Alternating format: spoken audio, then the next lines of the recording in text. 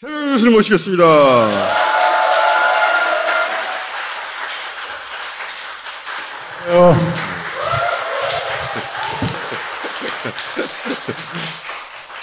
자, 교수님 제가 방금 영어가 터져가지고 영어 방송인 줄 알았어요. 간 크다, 빅리버 이런 거. 근데 자, 꽉 차니까 보기가 너무 좋아요.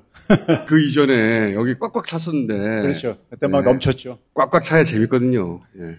그 앞에 그렇죠. 막 앉고 나가라 그러고 막. 그래야 신나지. 시간이 부족해서 커피 쉬는 시간에 마시면 반은 커피를 못 받아요. 그럼 우리 돈 굳고. 응? 자, 야, 파국과 전환의 갈림길. 야, 요즘 경제 상황이 굉장히 혼란스럽고 그리고 불안하죠. 파국, 카타스트로피. 먼저 제가 상징적인 걸로 하나를 보여줄 때요. 이 푸틴이 독재가지만은 머리는 스마트한 것 같아요. 저도 영어를 좀 써야죠. 6월 18일자 CNN 기사 제목입니다. 푸틴이 서방을 맹비난하고 단극 세계 이렇게 돼 있는데 미국 주도의 세계 질서의 시대가 끝났음을 선언을 한 거예요. 푸틴은 지금 오히려 우크라이나 전쟁 치르고 나서 자신감이 뿜뿜이에요. 그러니까요. 그러니까 미국하고 유럽이 원하는 대로 안 되고 있거든. 예. 자신감 뿜뿜이야. 나토의 동방 전략, 러시아 압박 전략의 목적은 이제 그 푸틴을 길들이고 제압시키기 위한 건데 미국은 서유럽 진영들하고 무기도 공급해주고 군사적으로 개입을 했잖아요. 경제적인 제재를 했잖아요. 스위프트라고 해가지고 달러 결제망에서 배제하는 이런 조치도 하고 그랬잖아요. 미국의 가장 강한 힘은 뭐냐? 군사력하고 달러입니다. 이 두 개를 다 동원한 거예요. 다 동원했는데 결과적으로는 지금 제압을 못하고 있는 겁니다. 교황이 굉장히 의미심장한 얘기를 2주 전에 했어요. 서방이 이 전쟁을 일으켰거나 최소한 방치했다. 본인이 전쟁 전에 만났던 국가 지도자로부터 그런 얘기를 들었다는 거야. 교황이 푸틴 편들려고 그런 말을 한 게 아니잖아요. 그렇죠. 교황이 보기에는 서방이 사실은 푸틴을 전쟁을 일으키지 않을 수 없도록 도발한 거거든. 이래도 전쟁 안 일으켜요? 그래서 푸틴을 전쟁으로 끌어들인 다음에 제압하려고 한 거잖아요. 그러니까 푸틴이 얘기하는 게 이제 이거죠.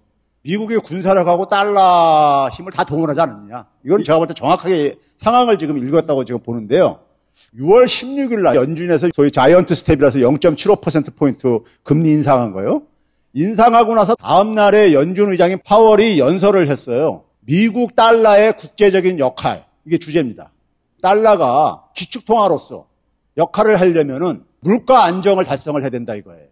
미국의 물가가 계속 폭등하게 되면은 달러 가치가 떨어지는 것을 의미하기 때문에 그렇게 하기 위해서 미국의 물가 목표치가 2%란 말이에요. 2% 목표를 반드시 달성하겠다. 그런데 또 한 가지가 뭐냐면은 금융 안정도 굉장히 중요하다. 미국의 금융회사들이 지금 굉장히 손실을 많이 보고 있잖아요.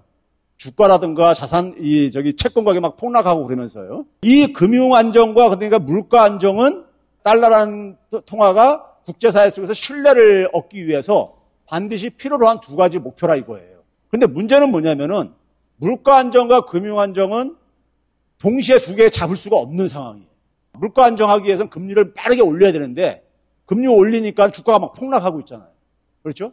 팬데믹이 있고 나서 돈들을 엄청나게 찍어내고 공급을 했는데 어느 정도 돈을 공급을 했냐면요. 전체 통화량이 19년하고 지난해 말 대비해가지고 6조 한 2천억 달러가 증가를 했어요. 이게 실물 경제에 기여를 한 거는 기껏해야 물가 상승분을 고려해도 한 2조 3천억 달러만 기여를 한 거예요. 네? 쓴 거는 6조인데 기여한 거는 2조밖에 없다. 예, 그럼 나머지 돈이 어디로 갔냐? 주식 시장이나 부동산 시장으로. 요렇게 설명해 주니까 쏙쏙 들어오네. 그렇죠.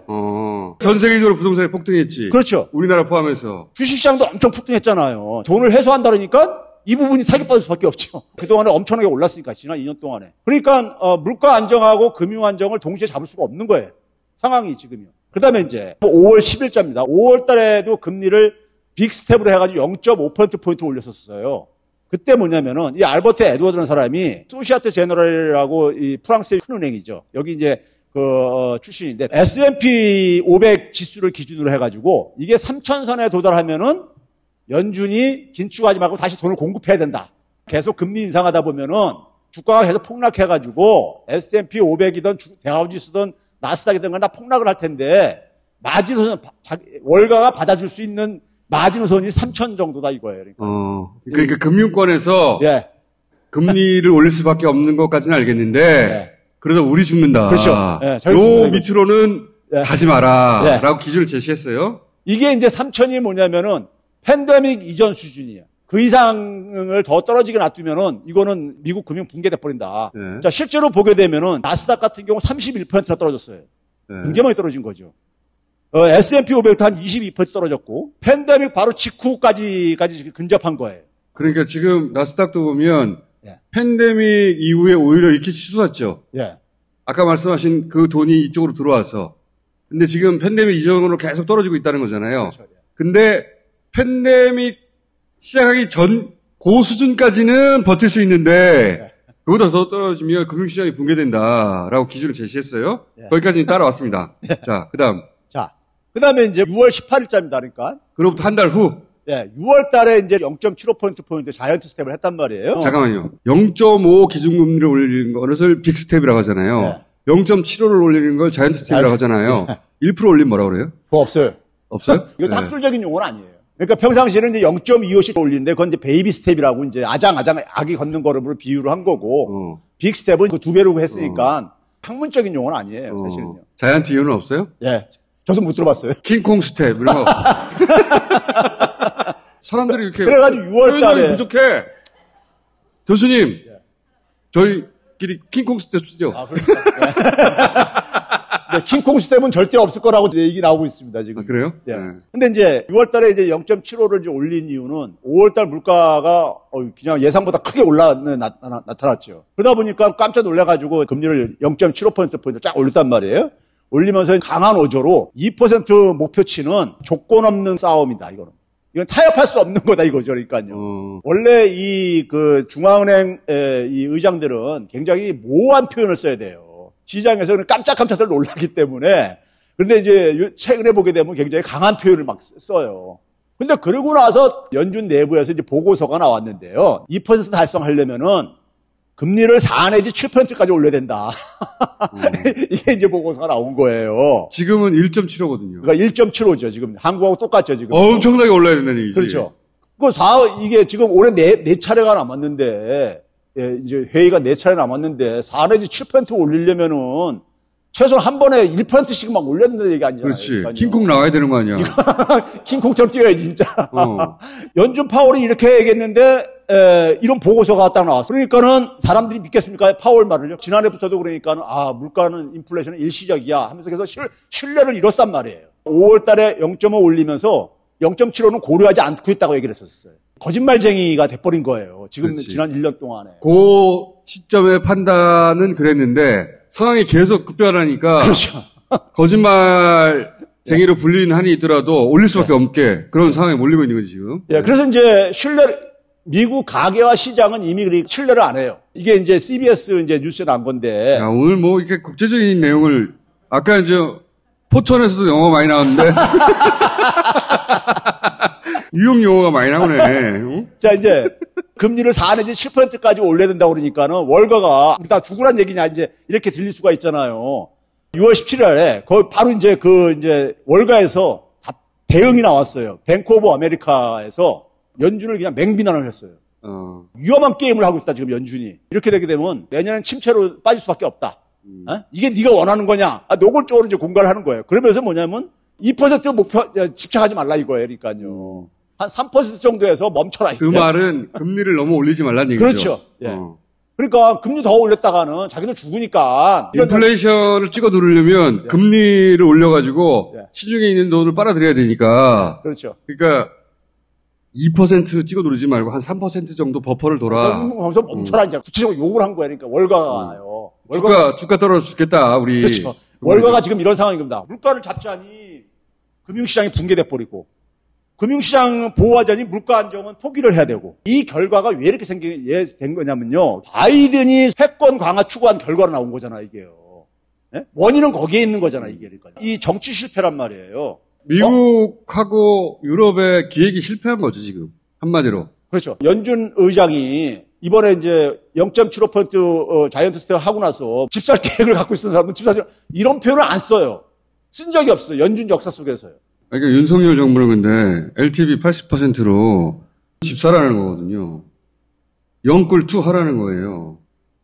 연준 의장은 집 사지 말라는데 이게 뭐 정부가 아파트 다단계야? 제가 그 얘기 이제 해드릴게요. 2008년도에 금융위기가 서브프라임 모기지 사태라고 그때 이제 터졌던 게 6%대에서 터졌었어요. 주택담보대출 금리가 지금 뭐냐면 어저께 6%를 돌파했어요. 미국의 주택담보대출 금리가 지금 여기 그림이 나오죠. 6%를 돌파를 해버렸어요. 빠른 속도로 지금 올라가고 앉아있어요. 지금 저희 기준금리가 1.75인데 시장금리가 6% 돌파했다는 거죠. 상승을 하고 있잖아요. 너무 가파르게 올라간다. 예. 이게 금융위기 때잖아요. 그렇죠. 이렇게 천천히 내려온 걸 한 방에 지금 그때 시절로 돌아가고 있어. 한 방에. 그러니까 이거보다 더 올라갈 거 아닙니까? 그러니까 집 사지 말라는 거죠. 집 사면 책임 안 진다. 이 얘기하는 거죠. 그러니까 지금요. 잠깐만요. 우리 개딸들은 서브프라임 모기지 사태 모를 수도 있어요. 2008년 금융위기 여기까지만 들었지 서브프라임 모기지 사태가 뭐냐.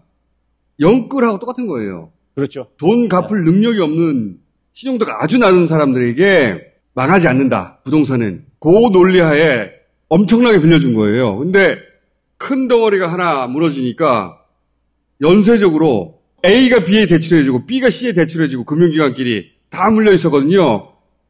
다 같이 망한 거예요, 그때. 그래서 미국에서 엄청나게 빈집들이 시장에 나왔지. 왜냐하면 대출을 못 갚으니까 그 사람들은 노숙자가 되고.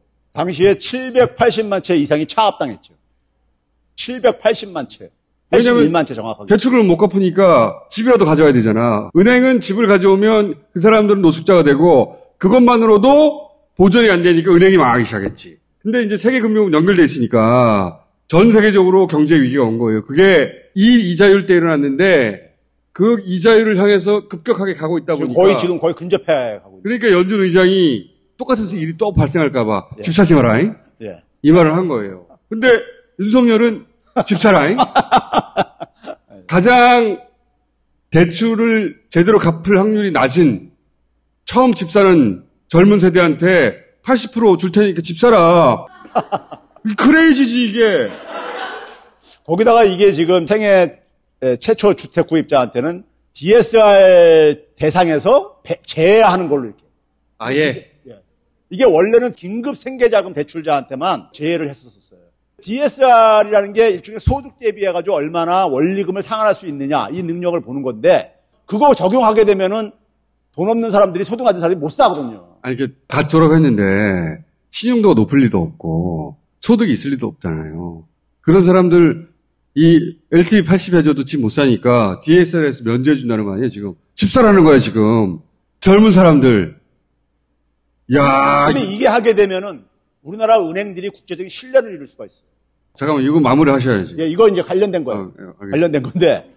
지금 뭐냐면은. Continue.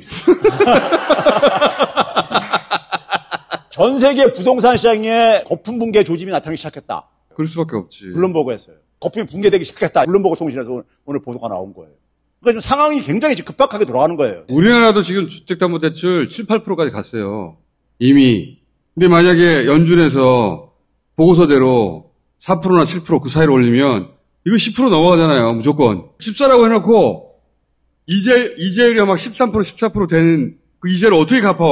어떻게 책임지려고 그러나? 금융과 부동산은 같이 움직인다 그러는데 지금 이제 그러니까는 돈이 빠지기 시작하는 상황 속에서 미국이나 캐나다나 영국에 빠지기 시작한다 이거예요. 빠지기 시작하면 이게 전 세계로 파급될 수밖에 없다 이거예요. 돈들이 해소되는데 부동산 시장은 부동산 처분이 잘 안 된다 이거예요. 그럼 부동산 시장은 붕괴는 더 이제 빠를 수밖에 없다는 경고가 나온 거예요. 그래서 대놓고 빚내서 집 사라고 이런 사인을 주는 거잖아요. 생애 첫 집. 보통은 젊은 세대거나 그런 사람들한테 야 기준 안 따져. 빨리 대출받아 집 사. 이런 메시지를 막 뿌린다는 것은 이 물량을 누가 받아줘야 되는 거야. 지금. 그러니까 이게 뭐겠습니까? 다주택자나 이런 사람들이 지금 출구를 만들어주는 거죠. 그렇지. 다주택자 혹은 갭 투자했던 기업들. 이 사람들은 물량을 풀고 도망가야 되는데 빠져나가려면 받아줄 사람이 있어야지. 먹잇감으로 이 젊은 세대 그리고 집 아직까지 없는 세대 그 사람들한테 지금 야 돈 빌려줄게. 그 사람들이 나중에 대출 때문에 파산하는 건 신경 안 쓰는 거야. 빠져나가야 되니까. 그런 정책이야. 이 개놈의 새끼 정책이라고. 어? 야.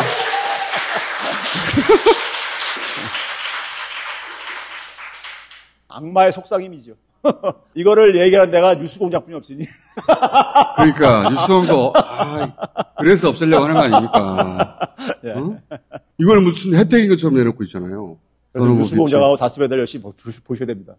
자, 요거는 요것대로 예. 중요한 정보니까 챙기시고. 자, 근데 큰 틀로 다시. 예, 자, 다시 이제 돌아오면은 그러면 물가 안정 2% 달성할 수 있겠냐 이거예요.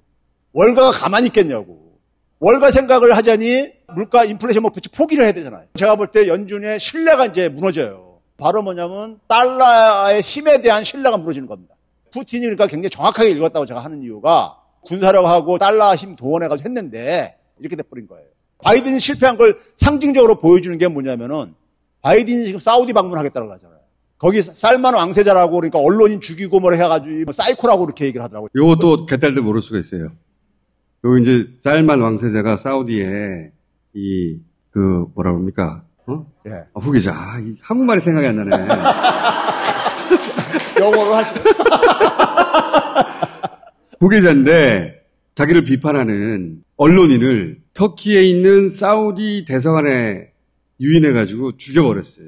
그런 사건이 있었어. 그래서 그때 이제 국제적 비난이 있었고 미국도 그러면 안 되지 했었는데 급하니까 지금 바이든이 사우디로 날아갔다는 거 아니야. 지금 유가가 막 올라가고 그러니까 바이든도 지금 미국에서 인기가 지금 폭락 중이거든요. 유가 안정시키려면은 사우디가 석유를 좀 생산을 좀 늘려줘야 되는데 사우디는 지금 외면해버리고 앉아있고 그러니까는 그렇지. 날아가는 거예요. 그러려면은 살인자라고 했던 이 살만한테 사면을 해줘야 되는 거지. 바이든이 비난을 했던 대상이거든요. 바이든이 추구하는 거는 민주주의 가치 동맹이라고 해가지고 얘는 민주주의가 아니라 이거죠. 그래서 그 비난을 했는데 지가 아쉬우니까 자기 스스로 정체성이 부정되는 거죠. 또 하나가 뭐가 있습니까요? 지금 상황 속에서는 중국 수입 상품이 그 가격이 올라갈 게 아닙니까? 물가가 오르잖아 그러면. 그러니까 물가를 내려야 되겠는데 내리려니까는 지금 중국 상품에 대한 관세 내리는 거를. 근데 무역 전쟁 지금 하고 있는 중이잖아요. 지금 중국하고. 우리 보고는 중국 압박에 나서라고 하면서 자기들은 관세를 떨어뜨리고 있는 거야. 그렇지. 이런 일이 왜 일어난 거예요? 전쟁 때문에 생긴 거 아닙니까요? 조기에 끝낼 줄 알았는데 몇 년 갈지도 모르는 지금 이런 상황이 되고 있잖아요. 그리고 거기다가 이제 뭐냐면은 유럽은 이제 발 빼겠다고 마크롱은 전쟁 중단을 위해 가지고는 무엇이든지 하겠다고 최근에 공언을 했어요. 그러니까 유럽은 이 미국 처음에 편들다가 가만히 보니까 우리만 죽어나겠다 이거예요. 그러니까 겨울 되기 전에 이거 해결해야거든. 왜냐하면 러시아로부터 에너지를 못 받으면 겨울에 얼어 죽어. 실제로 보게 되면 유럽인들이 유럽 예교협회에서 그 여론조사를 했는데 그 영토 포기하고 하더라도 우크라이나 휴전 협정하라고 자기들 죽겠다 이거지 그러니까요. 이렇게 이 타이밍에 나토 회의에 참석하는 자체가 그렇죠. 서방의 계획대로 됐다면 나토가 이제 러시아를 포위해야 되는 거잖아요. 지금은 그게 그렇게 안 되거든. 거기 갈 필요도 없어 사실은. 근데 이제 가서 사진 찍고 좋아하겠지. 이게 지금 국제적인 현실이라 이거죠. 현실. 세상 어떻게 돌아가는지를 몰라 지금 우리 각하가. 가디언에서 아주 그냥 아프게 표현을 했어요. 바이든 사우디 방문은 살인자한테 정치적인 사면, 대통령이 사면을 한 거다. 기름이 필요하니까. 기름이 필요하니까. 네? 물가를 잡으려니까 또 중국 관세도 떨어뜨리고. 그러니까 이게 무슨 체면입니까? 이게 그러니까요. 바이든은 또 이제 가을에 중간선거가 있잖아요. 그렇죠. 우리 대통령만 몰라. 무슨 일이 벌어지고 있는지. 행동대장 시켜놓고 자기들은 딴짓하고 있어 지금. 스투피드. 이게 이제 마크론이 얘기한 거예요. 전쟁 이것을 중단시키기 위해서 뭐든지 하겠다고. 미국이 월남전에서 빠져나올 때랑 지금 비슷한 상황이에요. 제가 볼 때는요. 그러니까 미국에서 나온 얘기가 그거예요. 지금 두 가지밖에 없다. 러시아의 승리를 인정하거나 우크라이나가 피를 계속 흘리도록 계속 무기를 공급하거나 첫 번째를 못하니까 미국 자존심상 이 상황이 해결되지 않고 길어질 수도 있다. 이런 전망이 나오는 거죠. 근데 이제 유럽이 프랑스까지 빠져나가려고 하고 앉았다. 그렇지. 이게 균열이 일어나고 있는 거란 말이에요. 네. 푸틴이 그걸 입고 있는 거예요. 시간이 가면 갈수록 내가 불리할 건 없다. 여유를 부리고 앉아있는 거고 푸틴은. 그러면은 유가가 안정이 되겠냐고요. 우리나라는 아직 이 태풍이 다 오지도 않았어요. 우리는 이제 시작이에요. 문제는. 근데 대책이 없대잖아. 대통령이.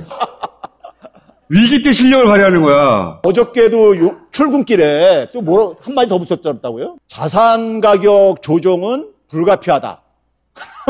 불가피하고 이것도 마찬가지로 대책이 없다. 그러니까 오늘 그러니까 주가가 폭락을 하죠.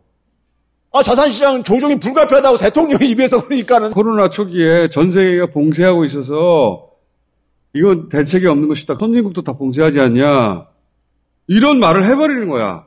그 가운데서 우리 방식의 해법을 찾아야 되는 게 대통령한테 주어진 임무예요. 그거 하라고 그 자리를 만들어 놓고 그 많은 권한을 몰아주는 거야.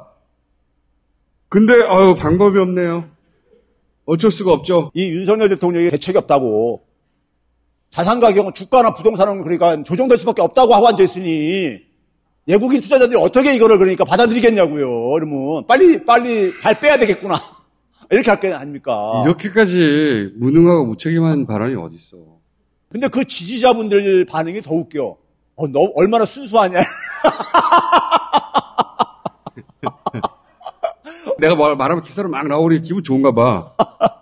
내가 말한 것도 탑으로 떴네. 그러니까 대통령 놀이하는 게 재미있는. 지금은 대통령 놀이에요, 진짜. 예. 비판을 받으면 그다음에 나몰라 하죠. 쌩까지 그냥. 제가 웃은 것은 쌩까지 정도 가지고 웃는 교수님이 웃겨서 웃은 거예요.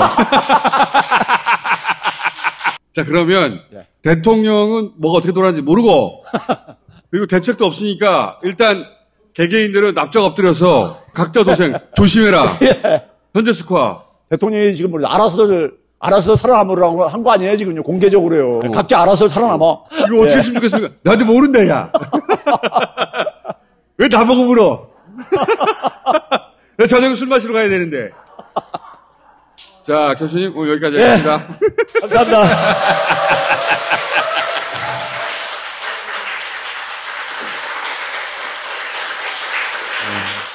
예상했던 것보다 더 데인저러스하고, 베리 앵거리, 앵셔스.